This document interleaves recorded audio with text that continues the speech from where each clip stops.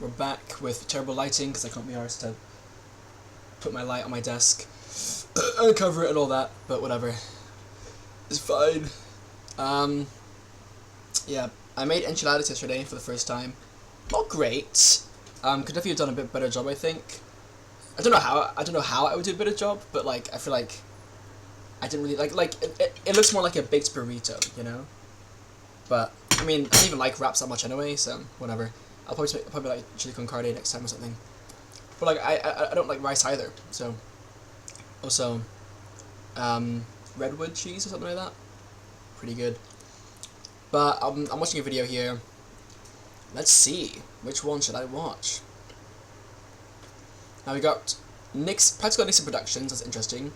How your software will fit at scale. These are all from Software Should Work, which is like a series of talks. And there's some interesting things. How to make formal methods as software quality solution that can actually be used in the industry. Sounds particularly interesting. Now this is from CPP now. So obviously you'd expect it to be focused on C++. So I'm not entirely sure. I mean, first of all, what are formal methods? To me that sounds like maths. And like proofs and stuff. And like I wonder how that applies to C++. So that's very interesting. When abstractions fix too much towards flexible library design, also sounds very interesting. I'm very invested not only in programming language design, but also abstractions and software architecture design, but I guess architecture kind of implies that, because they're very closely related. Like a good language will allow you to make good software architecture. And then the safe C++, that was more about just learning about safety in the context of C++. I mean, I do know about safety like in terms of Rust, but then, you know, for C++, that's always interesting as well. I know, for example, we're moving away from, I mean, not necessarily moving away from, but like a lot of things that used to be undefined behavior are now being turned into either defined and erroneous behavior, or even just being outright rejected by the compiler. Although I think more so erroneous behavior. Like I say things, but like really I only know one example, which is initialization. Using uninitialized variables has now become erroneous behavior, but the good thing is you can bypass it, not by using an unsafe block, but adding an attribute to the variable. I forget what it's called, but like it's specific to that one thing, which is pretty interesting too. And then there's this one from Confreaks. I don't know what Confreaks is. I think it's just like a conference thing. Don't know what it's about, but it says we're doing it all wrong. So it was 12 years ago. It's quite a while ago. So I think I'm gonna look at this one first. 2013. Also, by the way, I think it's my last video, right? Yeah, was about Obsidian. I did make a video yesterday because I was busy with other things. I still did things yesterday. Like I did update a lot of my notes actually. And kind of just went through these, like, expand. I went through all of these pretty much and just like took notes of them, so now I have a lot more atoms, which is nice. And I've also started with these stuff. These were from my previous setup, where I had more of like a wiki approach to note taking, until I realized that I don't need a wiki approach. If I want a wiki, I'll just make a wiki and or contribute to Wikipedia. What really matters is the atomic notes. So I've been also kind of porting some of these to atomic notes. But then I also kind of stopped because I realized, like, I big topics like Buddhism, calculus, category theory. Like, these are things that I want to kind of go into depth again. So I'll probably do that at some point. Although a lot of these other ones can definitely go into my things. Like, I've actually created a new folder as well called cheat sheets, which is, because like, these are notes like they're not atomic notes. They're not thoughts, like they're just information, but like, they're not projects, they're not like sources of information, like, I mean they are sources of information, well not really, like, cause like they're not the source, they're just notes that I've taken that I can refer to things if I forget them, like those kind of notes, and then those are, yeah, here, so like I've got a list of Latin phrases. Right now there's only one, I could probably add more, but for now that's just what I started with, because that was an existing note, so like ad infinitum. I've got Git stuff. I refer to this one a lot when I create a new repo, just because I don't always remember the commands or these other things. You know, like very like memory based notes. I know alt codes as well.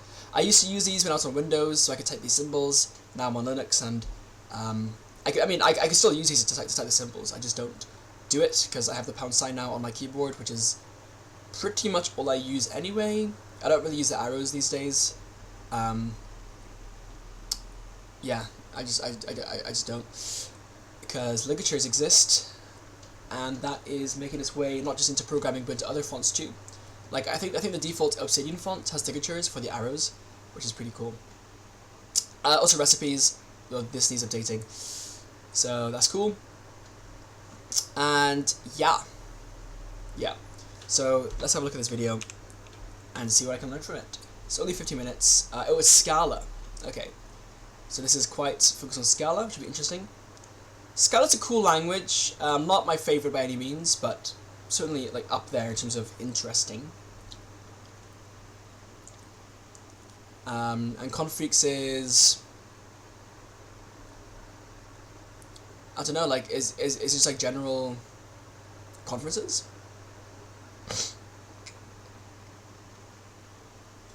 I guess so. Got some lightning talks is pretty cool.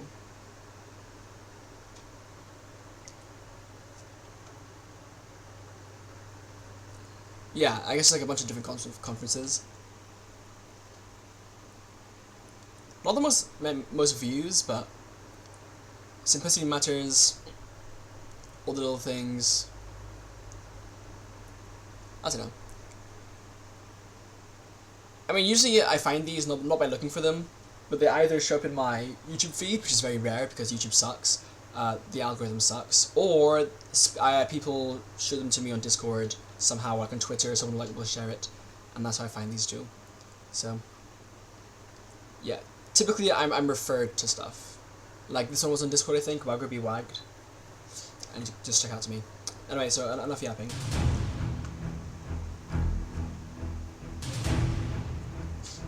It's a Scala conference.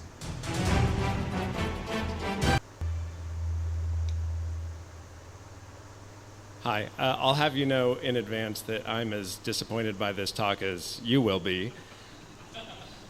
This same thing always happens. I put 10 times the work into one of these things that I really ought to, and it's about You know this metal rectangle full of little lights? Yeah. I spent most of my life pressing buttons to make the pattern of lights change however I want. Sounds good. But today the pattern of lights is all wrong. Try pressing more buttons, it's not helping. XKCD. I don't look at SKCD, I've heard of them. I was thinking about like subscribing to it somehow, but I don't really know how to. But yeah, whatever. It's a webcomic thing, right? For computer science nerds. Right. 1/10 of what I would like, so now you know, expectations on 0. All right, I guess everybody doesn't know who I am. Well, I don't know, I don't understand why you would start like talking that way. Like, yes, like, it lowers expectations, but also kind of just, like, kills the vibe. Maybe it's, like, meant to be relatable, but, yeah, generally speaking, it's kind of been overplayed now to the point where you shouldn't do it. Granted, this was, like, in 2013, but still. So that's who I am. That is a complete statement. There is not much more to be said because that bonfire there is my life over the last 5 years. Odursky keeps a nice even flame over 10, and I'm more of a burnout and go home, which in fact I have in some sense, which is why I get to give a talk called We're Doing It All Wrong, because in principle I'm not the one doing it all wrong anymore. I don't know if that's the case or not. We'll see. So to understand the things that I say, you have to know that it's somewhat emotional for me because I have invested a huge chunk of my life, certainly like the most productive years of my life, in a manner of speaking, into the Scala implementation, and Okay. TypeSafe continues on without me. And they're all my friends over there, and since Scala's got a huge chunk of me in it, I'm rooting for these guys completely. So please don't infer anything from the things I say in this talk, which could perhaps be interpreted as critical and once in a while, given that they almost have to be because I quit over this stuff, right? So, I mean, there's no way to reconcile that. Criticism has to come out. So, anyway, I love them and I hope they do well, but I don't know if they will. So that's what's next. What the hell? And, I'm going to go off and do something else, but of course I'm going to be writing it in Scala to start. It's not like I have a better idea. So at the very least, I can endorse Scala relative to the set of existing alternatives pretty strongly in some sense. But I mean, I judge things compared to someone should do this like what could be and not what is. So it's not good enough to be like, the strongest of the little kids brawling when you could be, like the big kid next door. And I just think we could do the whole enterprise way better. I have felt this for a while, and the feeling has become too strong to combat. So I would love to be able to say, here's the thing. I wanted to give you a silver bullet. Bad news, there's no silver bullet. And there's no one thing that is being done wrong. Oh, and I should clarify what I mean by we're doing it all wrong, because my experiences are largely informed by working on the Scala compiler implementation, which is not necessarily relevant to J-random project using Scala, but it is in fact relevant. There's a bunch of overlap between to listen to, so I leave it in your hands. Like I'm just a degree in rocket sciencey, like printed, or you can't do it. The most trivial modification is a tremendous undertaking. Almost everybody fails. It's amazing the things that people do accomplish, but what they have to go through to do it is crazy. This holds Scala back more than anything. And so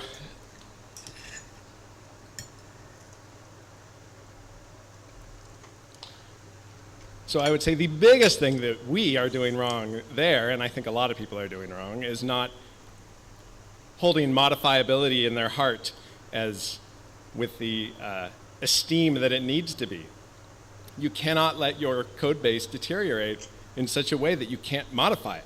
If you can't change it, you can't fix it. If you can't move things around, it will ossify, and then you go off a cliff. And you can see it in the Scala compiler as well. There's this point when you're kind of holding stasis, and then you go off a cliff. Because it's gotten too big, too ball of mud. The ball of mud architecture has won, and now you're just trying to stay. If I'm saying this thing has I'm not really understand what this talk is about. Concept of a comparison. It's just regular int. So everything else that we use int for is exactly the same. So here we are using a language with types, and we've essentially just abandoned it completely. And so, maybe you can keep your comparison straight. Maybe you can't. But it's this kind of thing. They feel the pain of this sort of thing in different ways all the way.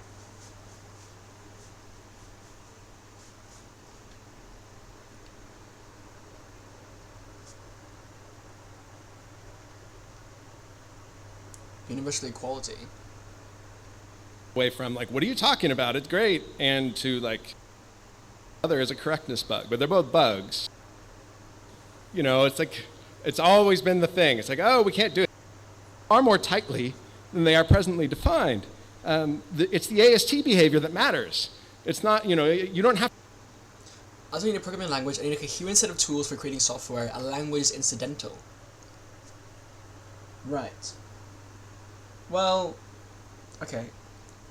That's interesting, because then, you're saying that the tools don't revolve around the language, they revolve around the process, which is interesting. The IRs actually be specified and included via loosely coupled and credit components. Why is the canonical code representation a string? Okay. Well, yeah, okay, whatever. I feel like I'm lacking too much context for that. But, hey, it's good to check these things out, They're in my watch later because I haven't looked at them yet, so I don't know how good these will be. Anyway, let's have a look at the full method one. Sounds interesting. I still don't know what it's about. Hopefully, it has a stronger introduction than the last talk. Hi everybody, my name is Steve Barriot. From my accent, you kind of guess that I'm from the Northern Pines, but I'm living in Boston. I'm also an American citizen for many years. But unfortunately for my family name, it's the way it's pronounced. Sorry about that. Today... Is my accent really that terrible? What the hell? Boston. I must... Yeah, mostly some like kind of thing. This was literally yesterday, by the way, so like it is freshly new. Right now, CppCon is going on, which is awesome. I don't know where it is. I always forget, but one day I'd like to attend one of these conferences. What I would like to discuss is how to make formal methods a software quality solution that can actually be used in the industry. Just to give you a little bit of background about what I've been doing for the past 20 plus years, is everything that has to do with software code quality. So yes, I've been working at different places that said my code is the best, right? That included formal methods, by the way. At least 2 companies that have been doing that. And throughout my experiences, I've seen what has worked and what has less worked. So hopefully you find this interesting. So first of all, before we start, right, what are we talking about, formal methods? Well, it refers to a set of mathematically rigorous techniques and tools for the specification, design, and verification of software and hardware systems. Yeah. This is not me. I didn't put that thing together. It's somebody much more experienced and intelligent than me working at NASA that did. So basically, it's statically done. There's no need to execute the software. It's mathematically rigorous, so it's not a guess. If you have a certain situation and you run, or a certain piece of code and you run it through your techniques, it's always going to give the same answers. And it's rigorous logic. It's a mechanical process. It's basically doing the math. Yeah.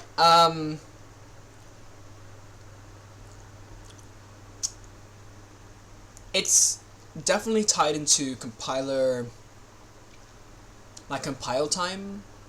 I mean, like, yeah, it's for compile time checking. You can also use it to verify,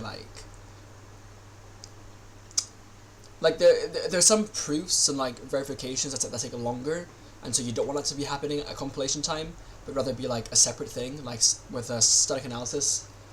But that's also interesting. Even like you can have a language where it compiles quickly, but then like every now and then, when particularly when you're working through like logic bugs, you would run a different software, or like maybe like it's still like, I mean, you would ideally have like a unified tool chain.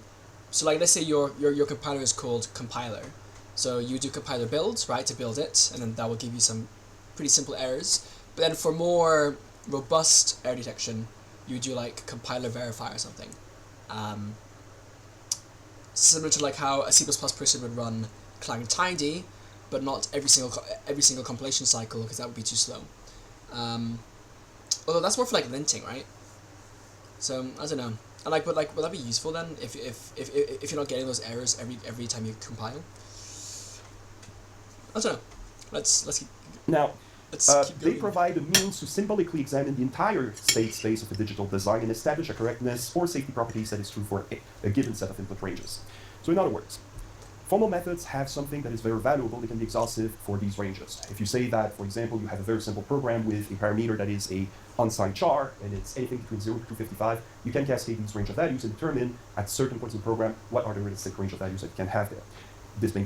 Because of this, no false negatives. So if there is even like a remote chance that an error may happen, it's going to detect it. However, false positives may still exist, and we can explain why a little bit later. Now, what are the types of false positives? Are really annoying. That slide is after speaking with a few people at Embedded World this winter, which I found interesting. Basically, I divided into 2 categories.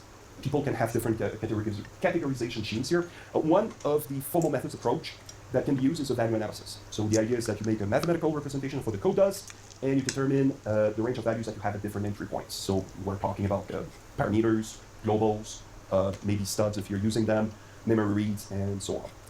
Now, then, based on that analysis, you can actually detect whether the program can end up having an undefined behavior. So something like an integer overflow, an out-of-boundary access. But you could also, optionally, obviously not everybody will like this, so hopefully you can opt in or out, detect what I would call undesirable behaviors. And the typical case here is a float that becomes not a number of infinity. I can tell you, working with different clients, a lot of them are doing floats now, even in critical software, like we're talking about cars. And 10 years ago, it was never the case, but now they all do. And I would say 99% of them told me that they never want to see an infinity or another number in their float. That's to be avoided because their code cannot handle it. Are we constantly in a good state machine, functionally speaking? Are we within the specs? So I'm just thinking, as far as undesirable behaviors go, I would say the best way to opt into that is through the type system. Like, you write your code such that you can filter out undesirable behaviors. Like, if I want to have a float, for instance, that cannot be NaN, not a number, or not infinity, then I could build that into the type, and then by doing that, I'm opting in explicitly, right? So then I can have two different types. I can have a float, and I can have a a finite float, I guess, is what you call it. But you know, like something like that. Yeah, so like, just in general, formal methods are very, very built and or tied into the type system. That we feel the software should behave within. So basically within the contract. Now for the first two cases, formal notations should not be required, because if you think about undefined behaviors and undesirable behaviors, at the very least the one that I put in there, they're not dependent on the requirements of the code. A division by zero is going to happen whether you have a formal notation or not, or whether you have formally defined requirements or not. It's just, it's baked in the code. Now, this is value analysis. There's another type of formal methods that is a little bit more, I would say, really impressive, because it is. It's formal proof. It's a mathematically rigorous demonstration that the program satisfies its specification under all possible inputs in execution. Obviously, here, definitely, there needs to be a contract at the very minimum. Most of the time, there needs also to be statements added in order for that to work correctly. Yeah. So, for this talk, I'm going to start with the first one first. That's the one that, personally, I know the best, but I'm also going to go for a swim a little bit later on this functional clarification, because I think that there's something happening in C++26 that could actually make that a lot easier than it was in the past. Interesting. I just want to say, I should really look at like ADA, or ACTA, or ADA. I think both are languages that are is it? Yeah. It's functional and a proof assistance, and then there's also ADA, which is also for like verification. I don't know if it's functional, but yeah, where software failure is not an option, such as space rockets, aviation, and train. So like two languages that sound similar. They might even be based on the same thing. I mean, Ada Lovelace. I don't know about ACTA. ACTA namesake. Oh no, it's Swedish. Okay. Sure. But yeah, I wanna look into those like those like formally verified kind of languages, and even just like in general get more into type theory, because it's very interesting. But for some reason, I haven't been able to like look into type theory in the same way I can look into category theory. Like category theory has like clear terms and stuff, but recently, when I've tried like following like a type theory book or something, it seemed not very formally defined, which is kind of ironic given it's called formal verification. I don't know. I couldn't find the meat of type theory. It seemed very like abstract in the way that it's like I don't know, like there's no like maths to actually follow. Maybe I was just given bad sources, but I mean I don't think so. When I look into category theory again, I'll do a deeper dive into type theory as well alongside it, just in case I can actually find stuff this time. Because it's very interesting. I just need to know how to enter it. Because like right now these are fairly niche areas, even though they're like really important. Like category theory has inspired many programming language features. In general, like as a theory, it's very interesting and definitely applicable to so much in the world, because it's like the theory of categories and grouping and like moving between groups. Like it goes beyond computer science. And with type theory, like you have these languages like ADA and ACTA, which use type theory, Rust, Haskell. Like languages have inspired features that make more robust and more safe software, which is important because don't forget, software isn't just for making games and websites. Like it's for making like critical tools that we rely on. It will power rockets into space, I guess, but even just like your financial systems, your health systems, your government systems, like they all rely on software. So like it being reliable is really important. So very niche topic, very important topic, like extremely important, but not much coverage, which can make getting into it quite difficult, I feel. And I mean, definitely university. There's nothing coming up for me where I can do that either. Like there's no like introduction to type theory or whatever, or like not even category theory that I know of in my course. So I don't know. I'll find an entry point somehow. because it's really cool. But you know what? I'm talking with the luminaries of C++, so I would like to have your take on that. So value analysis in action, determine input values in a program. So for example, the entry function, as I said, I have a unsigned char, can be worth between 0 and int max, which is 255. Any stubs, so for example, if you have a function call that happens to be outside of the scope of your code, then when the code is actually calling that function, you should actually modelize what is coming back from there. What a typical approach would be is to default to a full range. So people would say either I control what the range is, or I let the tool make the darkest of assumptions. So if it's an integer, a scalar, it's easy, it's full range. If it's something like a pointer, well, that's not as easy. So now you have to make darker assumptions. So for example, you could say, well, in memory, that pointer points to 2 valid records, you know, something arbitrarily. So there's some judgment call to be made on that. Now what you do with that information is that you modelize what the control and data flows of your programs are, and then you cascade these range of values throughout that model. So what it lets you do is to determine at certain points in your program what should be the variable width, or basically the range that these variables can have at that point. So for example, here it was determined that A at this point can be worth between 2000 and whatever int max is, so probably 2.1 billion. And here you have actually a union. So there's no 0, but it can be between -11 to -1, and also 1 to 10. So from -11 to 10, but no 0. And then you use that info to spot interesting info. So obviously if we can eliminate mathematically that 0 can happen here, and your y is dividing 1, then hopefully you're not going to have a division by 0. It's mathematically impossible to happen. So you're safe there. However, here, well, since that int is max, and assuming that this is a signed integer and not an unsigned integer, then you would have a sign overflow. So I will say, the issue with these systems in general is always going to be, well, I mean, speed is one thing, but the bigger thing is interop. Interop will never be possible. Because like some languages just don't give you enough information, or some interfaces don't give you enough information to verify off of. It's why Rust, like interop in Rust with C or C++ is so annoying and painful. Even besides like the unsafe stuff. Well, no, I mean it is the unsafe stuff. It revolves on unsafe. Like having to put unsafe everywhere in your code is really annoying, and it's not ergonomic, and it's not designed to be ergonomic. Like it's almost like unsafe Rust is designed to be quite painful on purpose.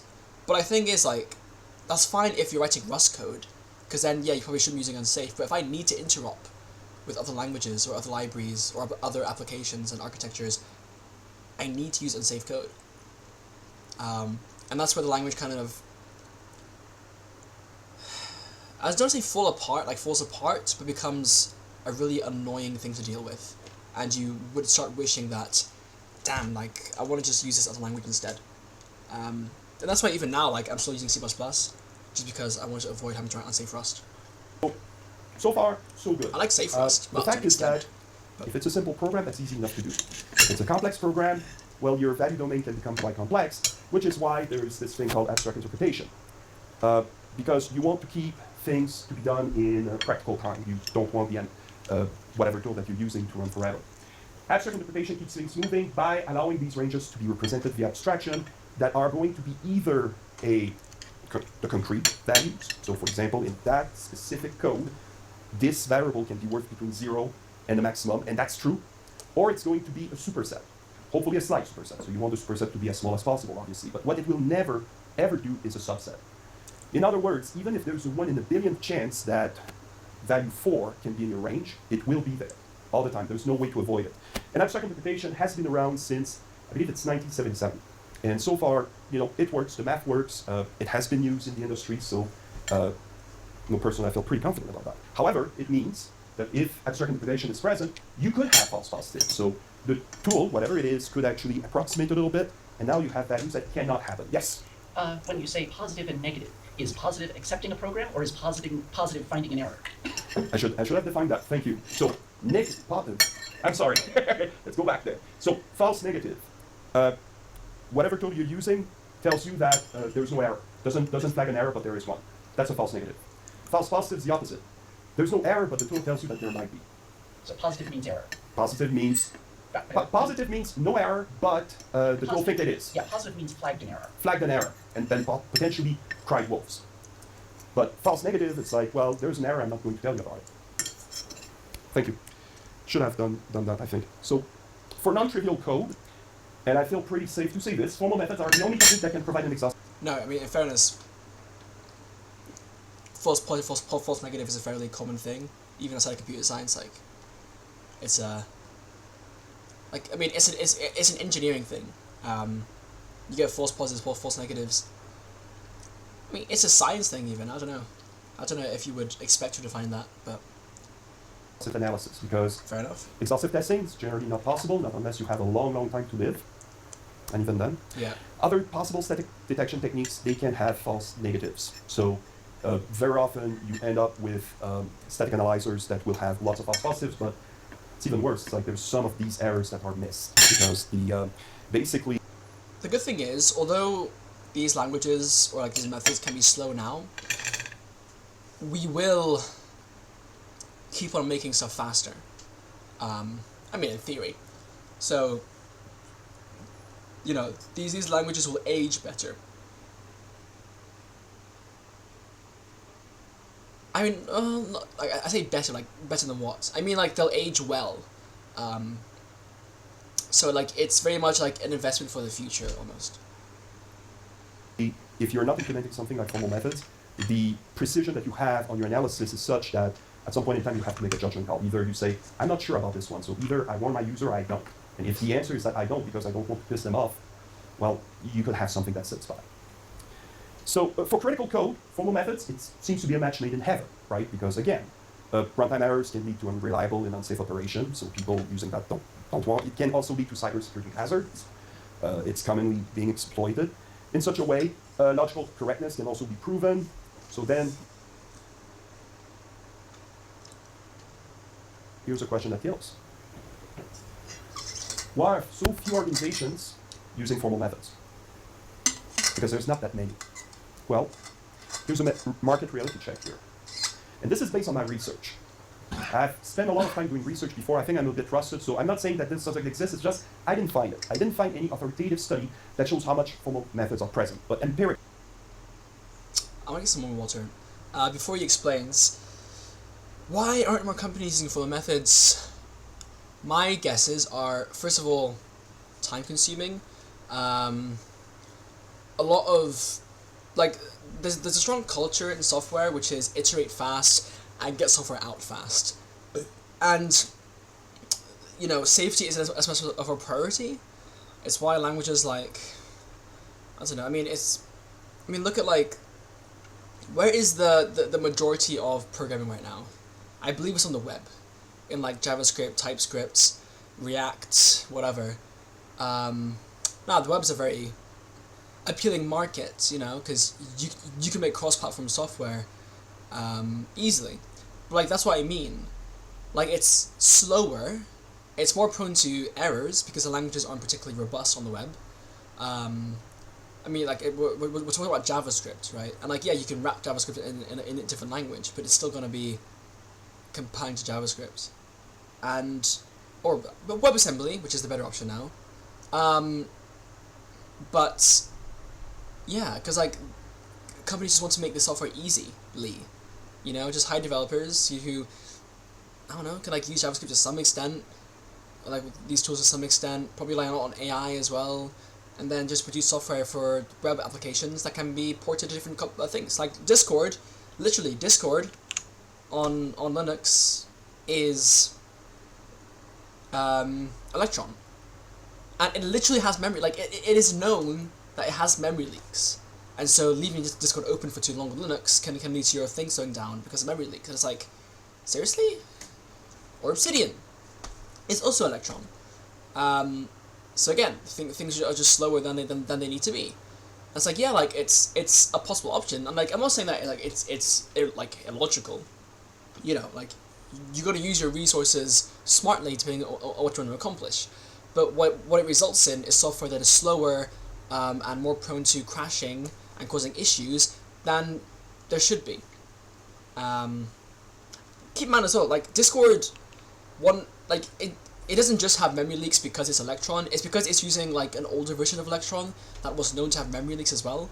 And Discord, I guess, just hasn't updated it because it'd be too much to port their code base or something. I don't know. But like the fact that they're in that situation where they're unable to hire, like, I don't know, their programming team to port their software to safer and more robust, I don't know. Well, I mean, like, port in what way? Like rewrite their code base, basically, to be more robust and safe, like, and fast. It's like, well, yeah, so, like, if most companies can't be arsed to do that, hell no, like, there's no way in hell they're going to be using a formally verified language. That's probably more effort to write, slower to compile, and requires more developer experience. So that's my assumption. Not ideal, but that's kind of where it is. I mean, like, probably the most robust software right now in the entire industry, at least, like, as far as, like, users go. Obviously, you have, like, health stuff and, like, government things and, like, science things, and, like, those would be hopefully more robust, although from my experience, even, like, in academia, there's still issues there. But, like, as far as, like, commercially goes, like, probably video games are, like, as good as it gets, and even those have, like, performance issues. You know, games are becoming more bloated than they have ever been. They take up ridiculous amounts of space for...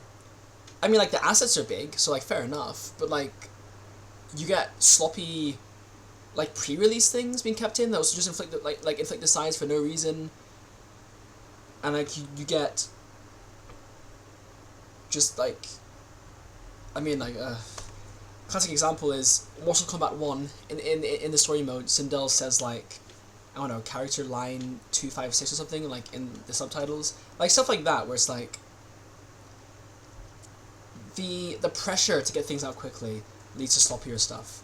And, like, sloppy and formally verified do not go together. So that's my assumption. Let's see. Based on my experience, meeting customers, meeting competitors, meeting people in the academic community, they're not being used by most organizations that are writing critical software. I'm talking about here, even if it's business critical or safety critical, whatever, it's still a bit of an oddity.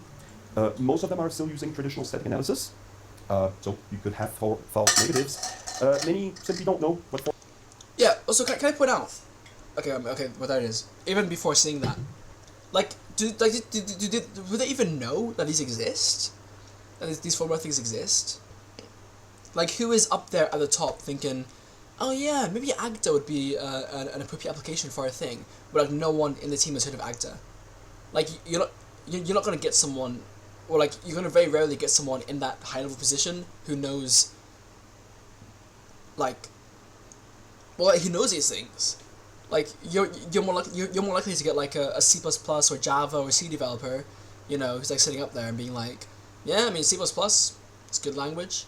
I hear Rust might be a competitor, so we could use Rust, but probably would be better to use, you know, an easier language for the juniors and even the seniors. Maybe Kotlin, you know. Maybe could try Scala, get a bit functional, you know. Or you know, Kotlin's also a nice modern language. Could also use something like Go, you know. Yes, it's garbage collected, but who cares, you know. At least it's safer to an extent, you know. Like we don't get memory. Well, the same issues that C++ has. I guess it's just easier too, isn't it? Like, where in that line of thinking do you go, or we could verify our language, you know, using formal methods, and, yeah, I hear Ada, yeah, you know, it's lovely to ring a bell, yeah. There's language named after her, and, we you know, we could use that, train up our staff to learn that language, and, get software running in no time. Like, no, like, that's not, that just doesn't happen. Unfortunately. I mean, like, I barely know what Ada and Agda is. I only know it because I've looked into programming language design. If I hadn't done that, I probably, like, wouldn't have really heard of this stuff. Because, like, the word of mouth isn't great for it. So... Formal methods, exhaustive analysis tools are available, and then... Hell, I didn't even know that Haskell existed until I entered university. I literally had no idea that Haskell existed. Like, I vaguely knew about, like, functional programming because of Rust, but I don't know what Haskell was, or OCaml was.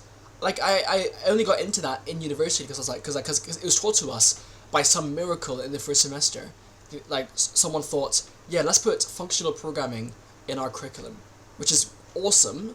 Not really, but like, I mean, kind of wasted because like they don't draw on it in later modules. Like there's no like follow-up really. It's kind of just there to like to get you thinking more openly, which is good, but it'd be nice if they had more modules on like type theory, category theory, or like even just like software like architecture and like language design. Like that'd be really cool. But like, and like I'm not saying that I'm like, you know, like the exemplar developer, but if I'm someone like just a typical C++ programmer, goes into university after using the language for a few years, and like they only then learn of Haskell. And keep in mind, most people in my course hadn't heard of Haskell either and didn't want to. Like they probably didn't like, no, probably a lot of them didn't like learning the language because they thought it was a waste of time. Which again, to be fair, it wasn't.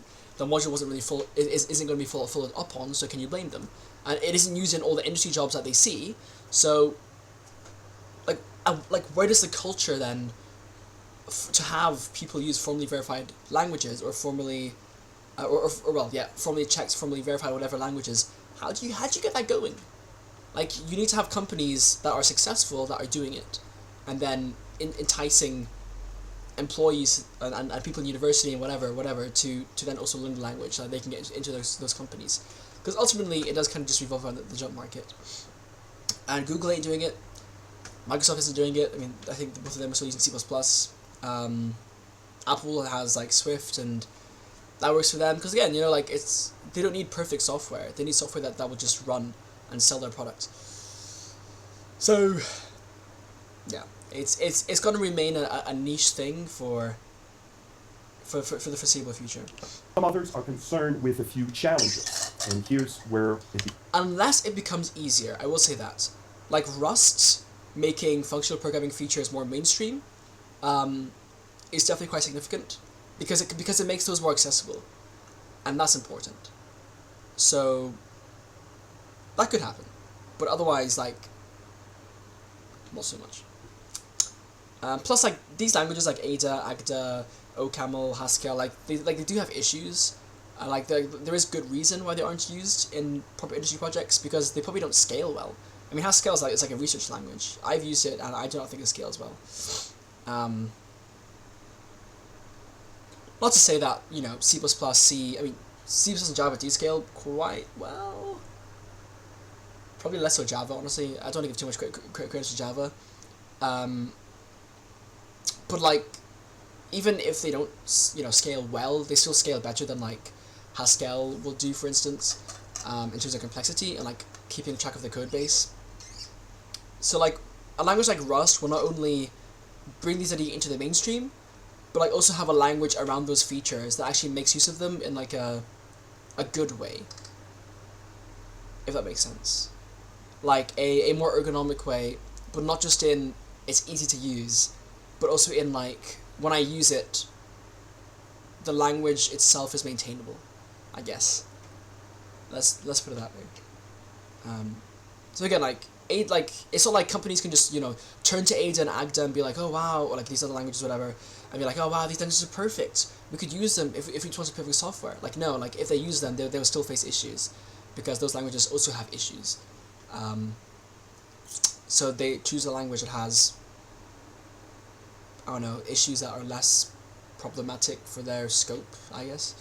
Becomes a their bit wants and needs. interesting. Formal methods are too complicated for adoption in industrial settings. It's just too complicated. Second, formal methods lead to lengthy analyses. Now, why is that a problem? Well, we can discuss that a little bit later. Formal methods can lead to too many false positives. Okay? False positives are particularly annoying. I mean, I said they're annoying, right? But, you know, they just annoy people. People don't like false positives in general. And like, if you have that friction with the language, it's going to turn off a lot of people and turn them away, I mean. Then the question is that, can these be overcome? And starting with value analysis. So let's start with what appears to me to be the easiest path for the moment. So first of all, the perception is that it's too complicated. Yeah.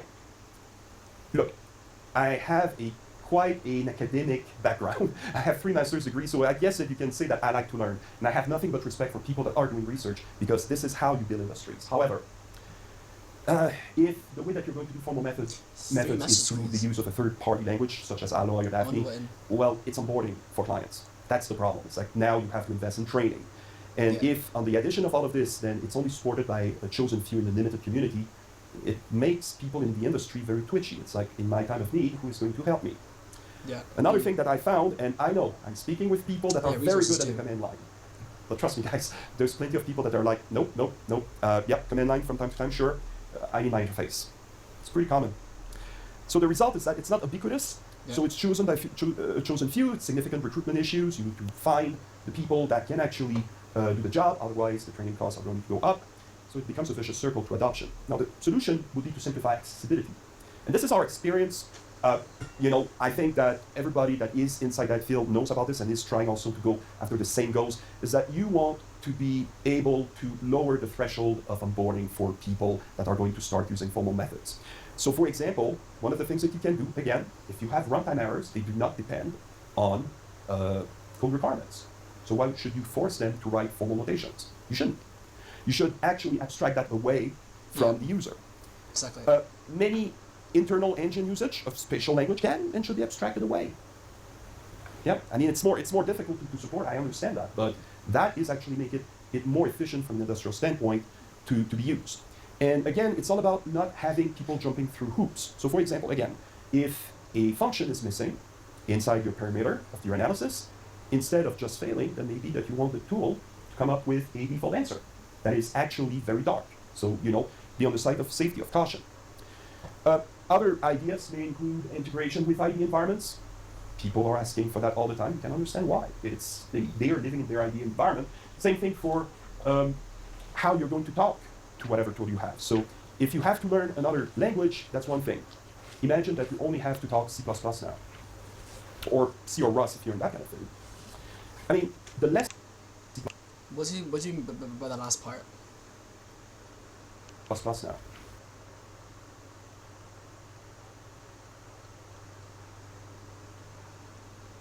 I don't understand that.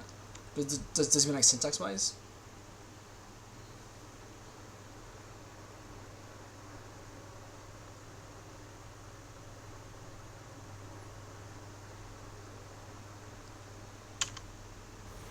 Or C or Rust if you're in that kind of thing. I mean, the lesson here from the industry, and that's a call to action from our perspective, is that the role of a tool is to simplify users' lives and multiply the efficiency. It is not to make them jump through hoops and have... Yeah. Yeah, I think that's my biggest issue with Rust, is it feels that's like a tool, and more like you're the tool. Like, it's a weird psychological thing, which does matter, for the record, because we are humans, not robots, where it just feels like you like the Rust compiler doesn't work for you. You work for the Rust compiler. And it's not just like a pettiness thing. Like it does actually lead to your code looking different, and it changes the way that you deal with how you write your code. Not just like syntactically, but like literally like in Rust, if I want to write unsafe code, I need to wrap it in an unsafe block that says this code is unsafe. Now the term unsafe already annoys me. I am aware what it means. I had this massive conversation, I think yesterday on Discord, in the Programming Language Design Discord server, where people were like trying to explain to me what unsafe meant. I know what unsafe means. In fact, it has many different meanings as well. But like, I know what it means from a Rust standpoint, but I don't like that it uses the word unsafe. Because if I write my code in unsafe, the implication is that my code is unsafe. I can write safe code in unsafe blocks. And again, it's a pedantic definition thing. Technically, yes, your code does an error. It can never crash, but it's still unsafe because, I don't know, like, the method it uses is labeled unsafe. Even though, again, it's not, like, it has no issues. It's just considered unsafe. So like, unsafe isn't like a practical thing at that point. It's more just a label for things that like typically have the potential to crash, but if you again use them safely, like a chainsaw is unsafe until I use it safely, or modify it, you know, or not modify it, but like use it, like wrap it in a way such that it cannot be used unsafely. Like in the same way, I can use unsafe code, like the Rust sense of unsafe code, and make it safe to use, but I still have to wrap it in an unsafe block, because the compiler doesn't know that it's safe. So I'm telling the compiler that it's unsafe, but like really it's more the compiler just kind of pushing its own technical limitations on me, because it can't verify they're unsafe, that they aren't unsafe. So then it just says, well, I don't know, so just, yeah, make it unsafe. Maybe it's fine, okay, if it can never crash, I don't know, like make a comment or something, so people know that like it won't crash. Like I don't care, I'm the compiler, it's unsafe, so whatever you put in here, whether or not it can crash, to me it looks the same. I'm just not gonna like check certain things, and that's why I would prefer if instead of having it unsafe, you had like unchecked. Although people argue that no, yeah, but it's checked to like an extent, so then you could say like it's unverified, or like there was another word that someone used, but let's find it. There was another word that someone used which was quite good. I liked it.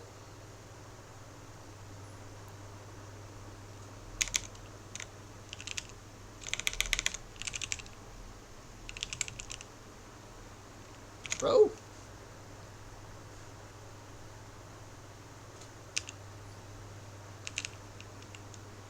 What can I get users? Filtering. Okay, this was not gonna work. Let me try relaunching. But let me just real quick, because my Discord stopped working, because again, sloppy software, so I had to delete my Discord folder, like the configuration, and then reinstall it, which also removes Vencord. It's kind of annoying. Thankfully, it's very quick to patch again. But how do I close Discord? Like it's still open in the background. How do I close it without crashing it and needing me to reinstall it? Like seriously. How do I force quit Discord on Arch Linux so that it doesn't continue to run in the background? I tried pkill 9if Discord, but that seemed to literally make the app stop working altogether. I couldn't relaunch it until I deleted the .discord directory. Just mess it up, but whatever.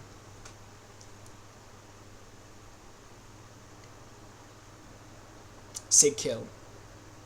Okay, so just pkill f Discord. Yeah. Kind of annoying how CppCon is just -9 as that for the command. Makes it a bit confusing. Okay, so now it should be killed, right?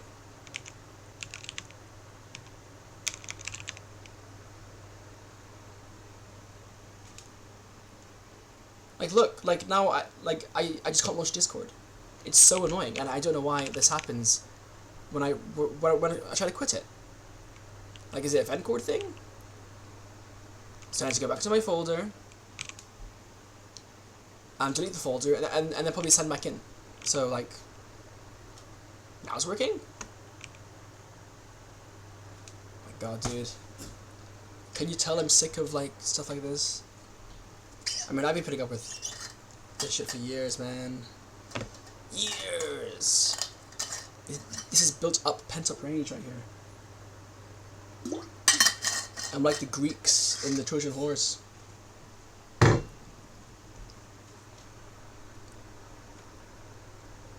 10 years of rage pour into the software industry. Okay. Well, relaunched. With or without... Yeah, we're still back. Okay. Will the search work now? Something that was meant to be like a quick thing is now taking like many minutes to do. Just because it didn't work the first time. Why can't I search for mentions?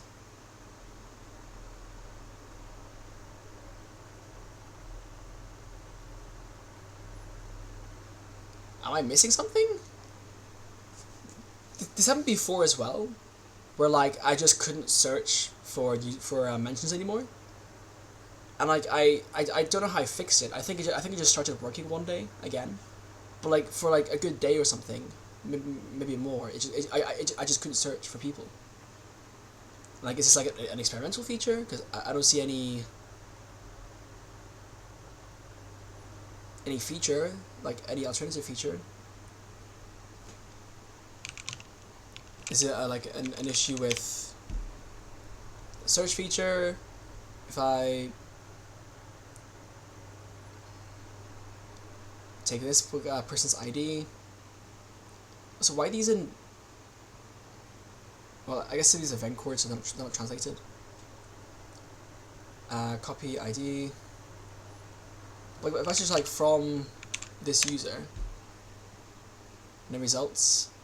But I don't know if that's because I haven't sent any messages. Like, help me, Discord. No, it doesn't work. Okay. Let me just try searching for it manually.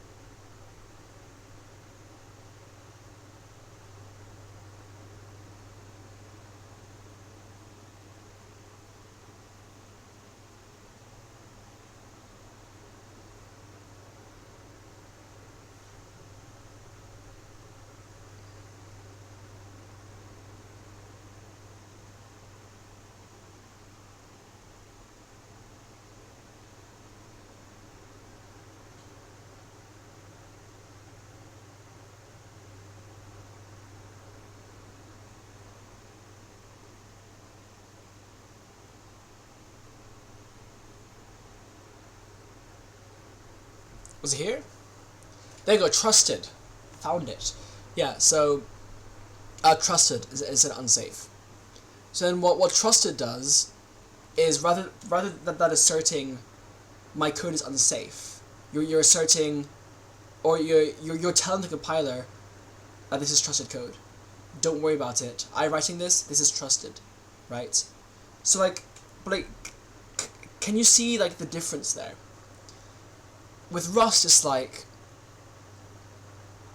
I am just giving the compiler the information it can know, and if it doesn't know something, then I have to pretend like I don't know my own intent. You know, like I'm writing code that only the compiler can understand. Other humans wouldn't understand my intent without me adding like additional comments or whatever to say, yes, I know that this is unsafe, but that's just because the compiler doesn't know. Okay, I promise you this isn't unsafe.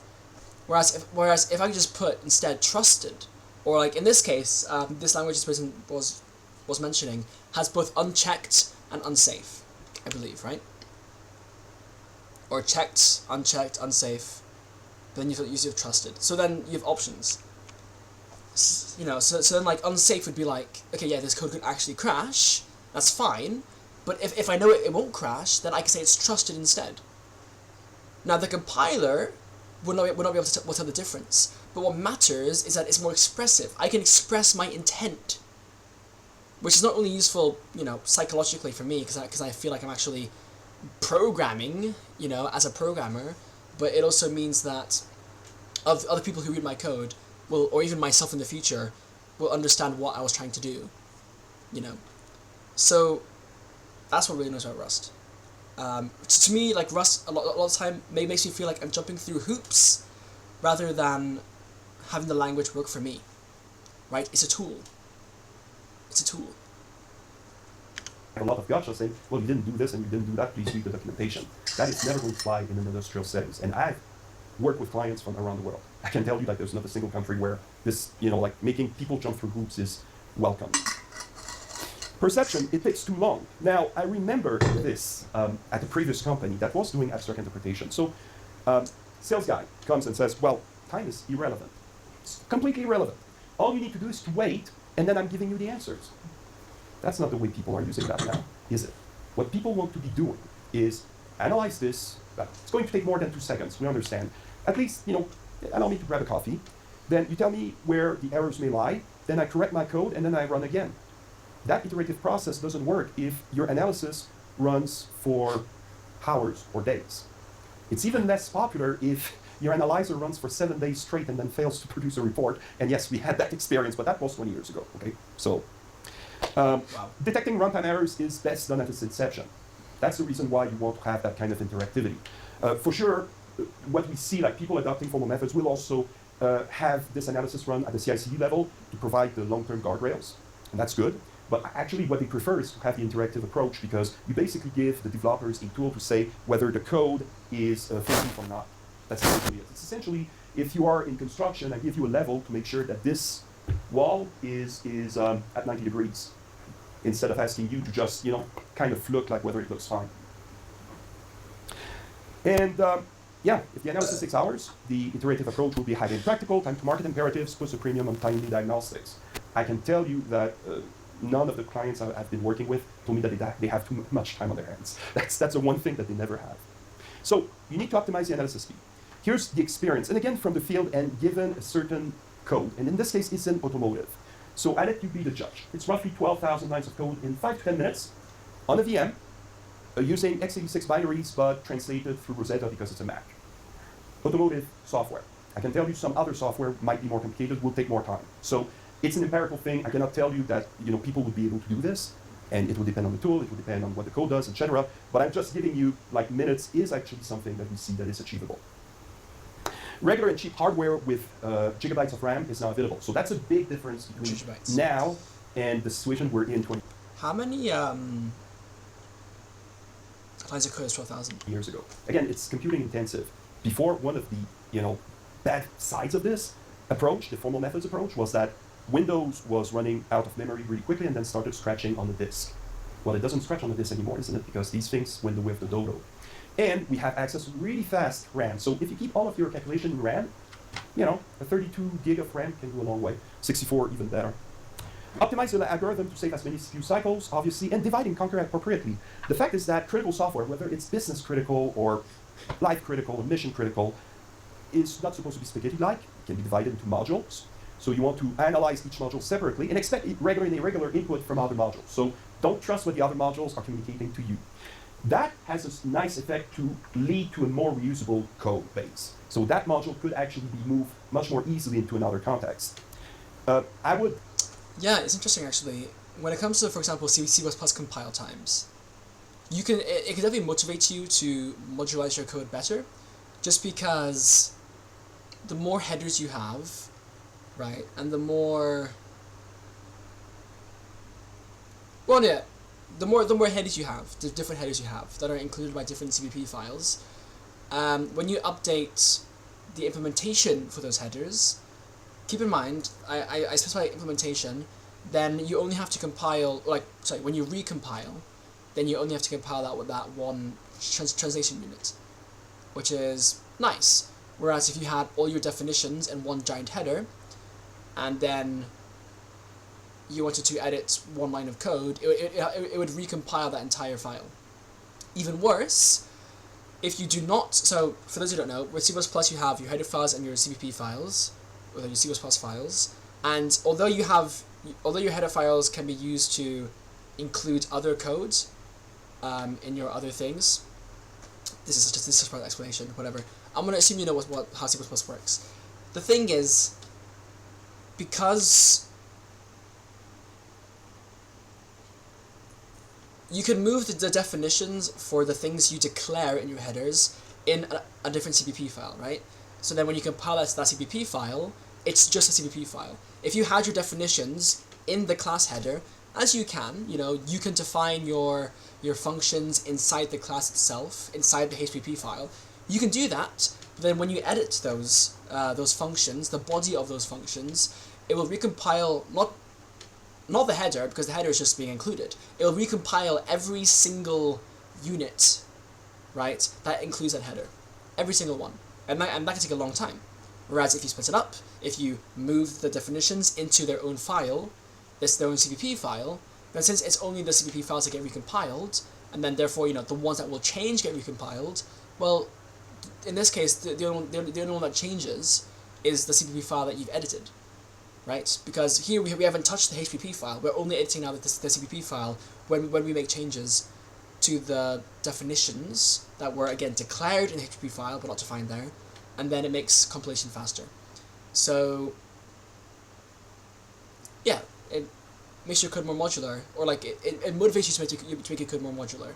If you were to put everything into one giant CPP or one giant HPP file, then your compilation times are going to be abysmal. So like you can't really get away with that as much. It's why like single include libraries are nice in theory, or like not single include, single header libraries, where like the entire library is just one file. Like it sounds appealing, but like in terms of compilation speed, it can be really slow. What you really want is a library that has maybe a single include, but even then, like you only want to include what you use, because then if the library gets updated, then compiling it from not from scratch, but compiling it from the update will not take long, like a super long time, especially like if it's a big library, of course. So like, and it's not just C++, the same applies to other languages too. The more modules you have, the more that the compiler can cache, and it's why I'm very interested in the idea of module-oriented programming, where modules aren't just on like a file level, but on like a class level. I guess a bit like Java in some ways, but could be interesting.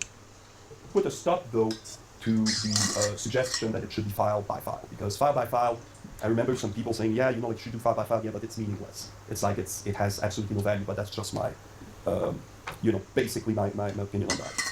So optimize analysis speed. Invest CPU cycles where it makes the most sense. Here's the thing. I told you that there's no false negatives in formal methods, right? So it means that even if you have settings that tell the tool, don't use too much memory, and don't spend too much time analyzing things, it will still be true. So for example, say you have 100 functions out there in your program, and 30 of them at very speedy settings, there are no alarms, no error detected. What does it mean? It means that, try as you may, give as much time as you want to the computer to try to detect error in there, you will never be successful. So then you can actually rationalize your CPU time. You can say, on these 30, keep the settings speedy. But where there are errors, spend a little bit more time to kind of refine these ranges to see if these errors can actually happen or not. So that leads me to a comparison. So formal methods are just like a mechanical engine. You can rev up as the situation dictates. You don't always want to be running very quickly. Sometimes you want to spend a little bit more time analyzing. And then finally, and related to that, is the perception of too many false positives. That's a problem that generally affects all these static analysis approaches, including formal methods, if it's not built correctly. The formal methods can prove the absence of errors, which has values, but if you're being swamped in false positives, so basically there may be an error there, then it leads to desensitization. And that's a big problem in the industry right now. I can tell you that. It's like each and every time that we engage with different clients and say, this is insane. It's like if I have too many alarms and most of them are spurious, then you're wasting my time. And that leads them sometimes to fail to detect errors because they're just too desensitized. It's user fatigue. So definitely another thing that needs to be done here in order for formal methods to be successful in static analysis in general is that you want to achieve that low density of false positives. It's achievable. There's some examples where you have 8K lot of fresh code that, it's a few dozen errors. So it's fresh code, freshly programmed. So some of these errors in that case were, it's happening once in a blue moon. Some of them were a little bit more frequent.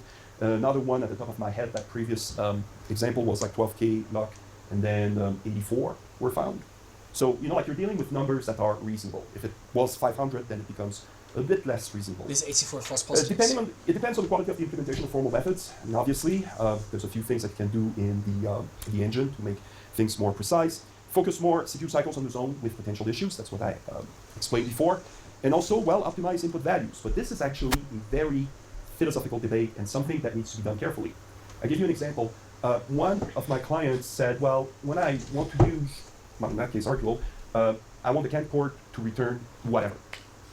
And then our experts were like, yeah, but you know that the specs of your CAN port is like between that much and that much, so you shouldn't be using that. But from his perspective, it was like, I want to be paranoid because I really don't know whether I could not get into a situation of IROPS. So, okay, fine, if that's your take. Some other people would have different takes. And that's okay, it's just as a judgment call, ultimately. It's like, can something happen or not? And where you're going to be drawing the limit will matter. But, that's... Right, I mean... the more that you can help the compiler know what values are possible, the better, right? So you definitely want to have those... that feature, or that capability. Like, for example, say there's an assume block, right? That says, assume that this input cannot be 0. Why? Well, let's say that we told our users not to input 0, and therefore, if they do input 0, then they've gone against our rules, and therefore the program should crash, and then they should expect that to happen. Or assume that this value is only between 0 and 10. Why? Well, it's actually external code that's being interfaced. You cannot verify that the range is between 0 and 10 because the other language that we're interfacing from had no way to express that really. So I'm telling you now that I know that it's between 0 and 10, and then the engine, right? The proof engine would be like, oh, okay, yeah, sure. But like, notice how it listens to you as well, which is important. Obviously, it means that you're more prone to human error, but at least like if you have a clear keyword like promise or assume or assert even, although best not to confuse that with the other meaning of assert, then it's searchable. Like then in my code base, if I think there are issues, I can just do a search for assume or promise, and I'll find them. And then I can check them myself, by hand. And like they may sound tedious maybe, but like it's not. Like it's no more tedious than like, I don't know, like doing any other aspect of programming. Like yeah, like the compiler can help you catch errors, but there are some logic errors that are just simply that can't be checked, and therefore the human needs to step in, because the human can have the context. Because like ultimately, who's writing the code, right? Who's writing the code? It's not like it's not other robots. It's humans. Humans writing the code, and humans make mistakes, and humans do weird design things that other humans can't understand through human language and communication, but machines may not have the resources to know that, so they need human intervention. So a language needs to support that. But of course, it'd be nice if our interfacing standardization was a bit stricter as well. Like imagine if like even for C interfaces, you could clarify what ranges of values are possible, what set of values are possible to be returned and inputted to, an input to the function, more so returned. And even if it's just like a general thing, like a very simple, yeah, like this can roughly return 0 to 10. Maybe like 5 is really improbable, like, or maybe 5 is even impossible. But like at least like narrowing it down to 0 to 10 does a lot for the proof solver system, whatever, than if it was like 0 to 1,600, 16,000 whatever, right, or 255. Like it's a massive reduction. So, it's cool if you could do that. I mean, it's why I really don't like the C interface. Like C itself is not a very expressive language, especially not like in its type system. Hell no. So like to use like the fact that like that's the industry standard for interfacing, I think we could really benefit from a new one that has a bit more type information, and better encodes intent, because that'll make interfacing so much easier, and rely less on human intervention, because the human can just communicate their intent directly in the code instead, which is always better. And we should always be looking for ways to make that easier and more feasible even. You're going to be drawing the limit will matter, but that's up to people. So when using formal methods, false positives can be a little bit too. It's like if an error can only occur rarely, do you want to know about it? If you're in critical software, I suspect you do.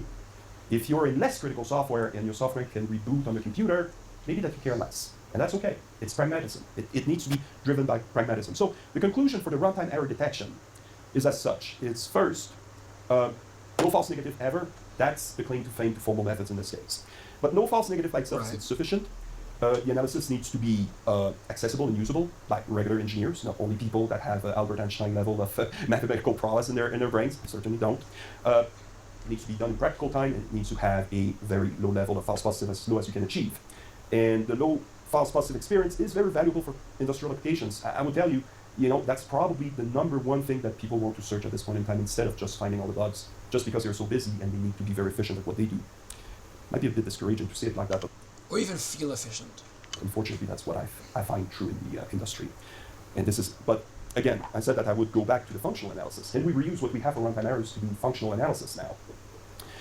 So, yeah, you could. But the only thing is that if you're going to use formal methods to do the detection of functional bugs, then the tool needs to know about what you're... I forgot that this was a C++ talk. I was thinking I was wondering oh wait, he does like this, like what, cause he's mentioned having clients, right? So I was like, he mentioned, sorry, I can't speak. He's mentioned having clients. So I was like, oh, is what language is he using? No, it's C++. So this is interesting. Functional requirements are. And this is where we kind of fall back into, well, here's an outside language that helps you capture that.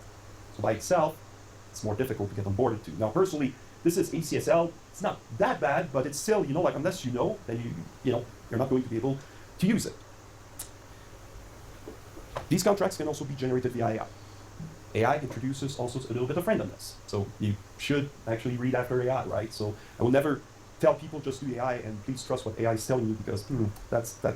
Yeah, but AI is capable of processing human language, and that's the main benefit of it, is that it can find that intent in your words that, that no other software can do, because you need to be able to process human language for that.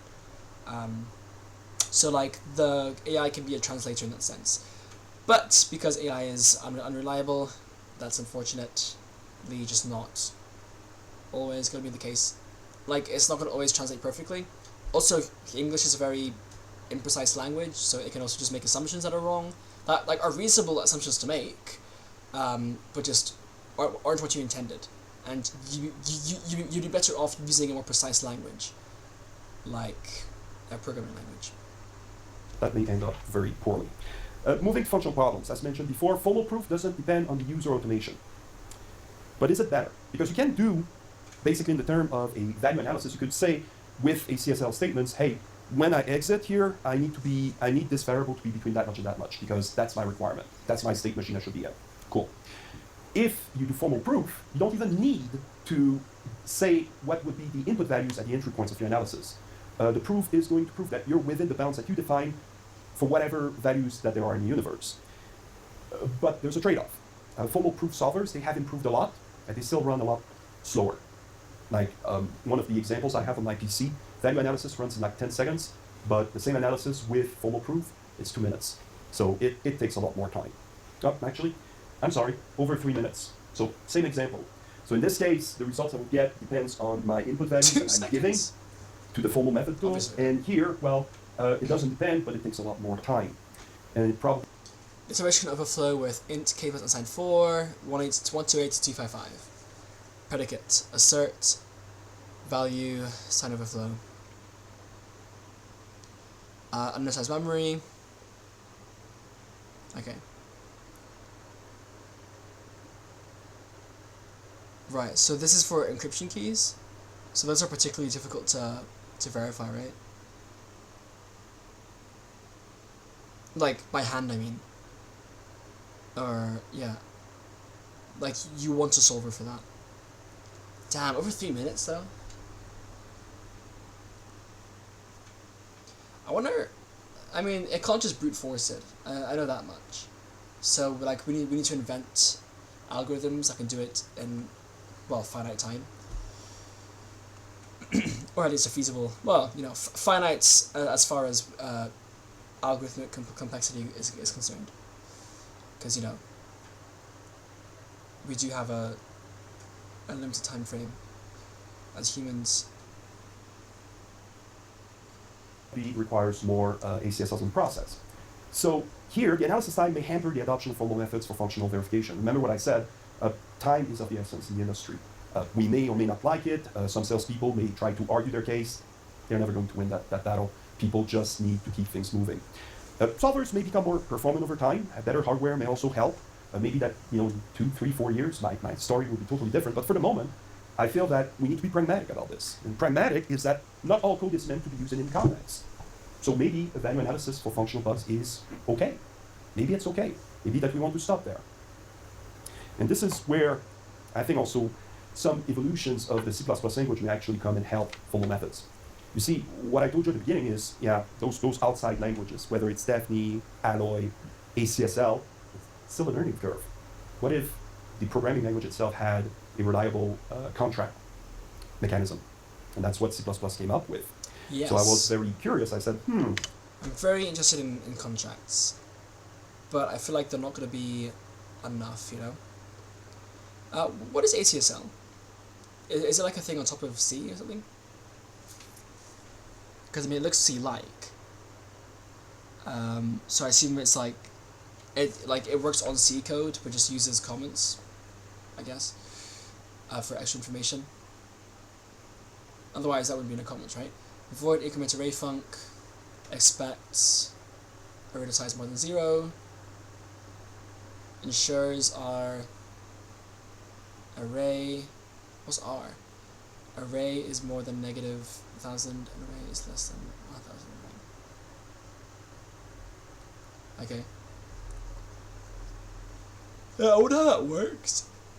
I mean, obviously it could insert checks at runtime, but like we can already do that anyway. This would just be like a more, what's the word? Inline, I guess, approach to it, like tagging approach to it.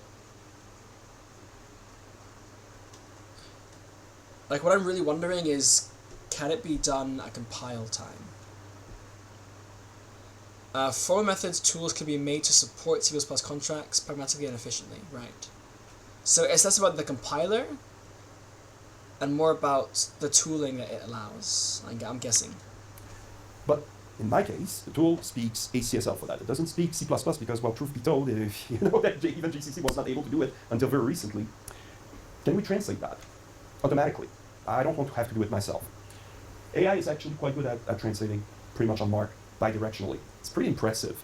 And again, I'm not going to say you should always trust AI, but, you know, very honestly, what I'm thinking is that this is a very good improvement onto formal methods, is to make sure that the contracts are within the scope of the language, so more and more people are going to know how to properly write contracts. And that opens lots of possibilities for formal method tools, no matter what they might be in, which provider or its community.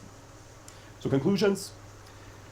Yeah, formal methods to find functional issues, it's more difficult than just detecting runtime errors because you need those formal requirements somehow. But with C++ contracts, I think that we're stepping in the right direction. I do also wonder how this compares to testing. Because like you can also write like test suites, right? That test runtime things that you expect to be correct. Sure, like it won't stress test your whole program, but well, I guess that's the main thing, right? It catches bugs that you wouldn't expect. Yeah. And maybe that, you know, testing can too, but like you there start should be with more detection of runtime errors first, robust. because yeah, it goes fast, it's easy, I don't need to do any requirements, but eventually, maybe that you want to go a little bit step further and say, now that we do have contracts mechanism, use them. Use them, so now you can actually leverage the same value analysis. Also, like testing would be slower, because like for testing, you just have to, like, your only option is to brute force values. With formal methods, you can use maths and algorithms, like I said, to reduce that time complexity by not just brute forcing, but by doing some smart thing that proves it, right? Which can save time. I assume it can save time. Maybe the actual algorithm itself runs really slowly. I don't know, but like it should be faster than brute forcing all the possible options to see where it overflows and where it doesn't. To detect more potential problems. Any questions of remark? Okay, so he's done. Inherently more difficult than runtime error detection because the requirement should be passed with the full method tool. Subset of all engineers. More solution may be language innovation, contracts. Okay. Have LLM generate contracts from requirements, assuming these are reasonably documented. Yeah. Easiest, detect runtime errors via value analysis. Analysis is fast. A bit more difficult, write contracts to enforce certain machine states based on value analysis. Is this like via the assumption that analysis is fast, or is it easy asserting it? Keep formal proof for cases where it's truly needed, bearing in mind it requires specialized resources.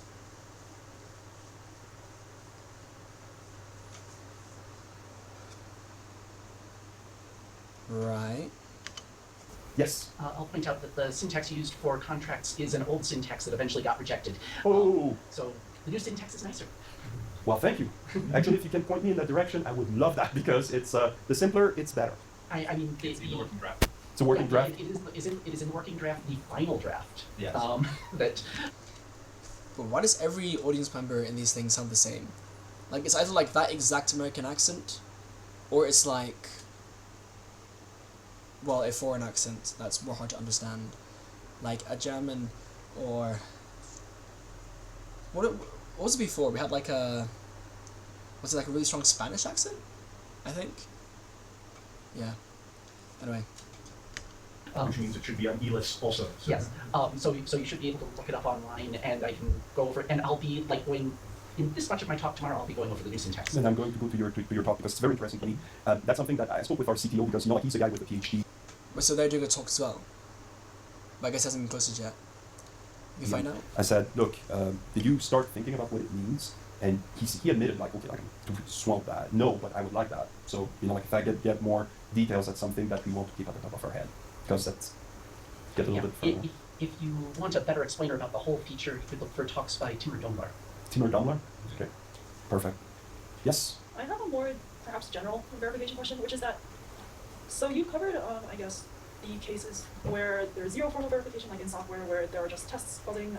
Yep. And then you've also talked about formal methods as a very rigorous, so from 0 to 1, I guess, right? Do you see any ways for some kind of partial formal verification adoption? So for example, I guess the reason why I ask is because I've seen some work where people are using ROC verified data structures and then turning those out of, using the ROC and then turning that into C++ libraries that would then be used by engineers at this company. So instead of having to have everybody in the engineering world be aware of all these formal verification things, they just make sort of pipeline. I guess, do you see kind of like, whether like this or some other kind of shape, do you see some kind of like partial, I guess? Yeah, I mean, and partial, like you kind of pointed out, it's like partial may also mean how you divide your code. So not all the code being equal. So maybe that, if it's a library that is going to be called absolutely by everybody, by all the parts of your software, then you want to be A, extremely paranoid, so not trust anybody. Then B, yeah, formal methods, excellent choice for that. Is formal methods an excellent choice if you have a Qt interface? Probably not, okay? Probably not. Because now you're dealing with something that is extremely complex, and then maybe the people working at Qt understand how that code is stable together and nobody else.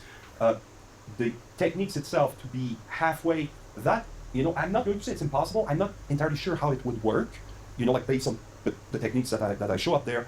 One of the things that you may want in order to provide, I would say, a more realistic analysis is, for example, if you're reading from a sensor and then you say, well, my sensor, this is a rating, these are the values I can really test. That may be your approach, and that may be a very good approach if you're in a situation that you say, yeah, even if I have a misreading from time to time, that's okay, right? And you will have other people that will say, no, like the guy that I talked to you about, like in the Kant. Well, Kant tells you that you can have that range. No.